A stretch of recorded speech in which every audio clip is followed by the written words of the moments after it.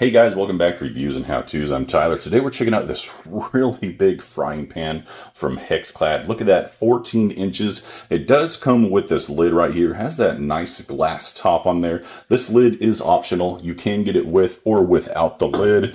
And this handle on here, it's like a heat-resistant lid along with the handles on here. It's really nice. You can heat this bad boy up to like full heat. This thing's really going and you cannot feel that heat in these handles. That's something that I really like about this. Now, I did just buy this one. This is my first time using it, but I am no stranger to HexClad. I've got, probably, I don't know, 15, 20 other pots and pans for them.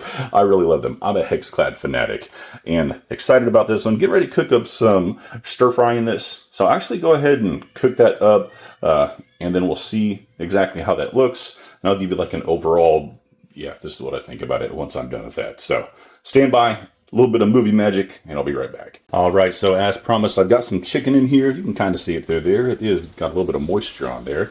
But boom, right there. Look at that, all evenly cooking. And over here, I got some water going to be cooking some rice over here. Again, another HexClad product. And HexClad mixing bowl here in the back side. Told you, wasn't lying. I do love my HexClad products. So far, really happy with this. A few more seconds, and we'll see what it looks like after we are done. All right, so we are finishing up here, and like I said, if you treat this properly, it is definitely non-stick. Look at that down there. No issues at all. I don't see anything sticking because there is nothing sticking. You know why? Because we treated this pan with love and respect like you're supposed to. Like I said, be sure that you season it well. You don't overheat it. This thing will do fantastic. It'll make food fantastic, and you will absolutely love it.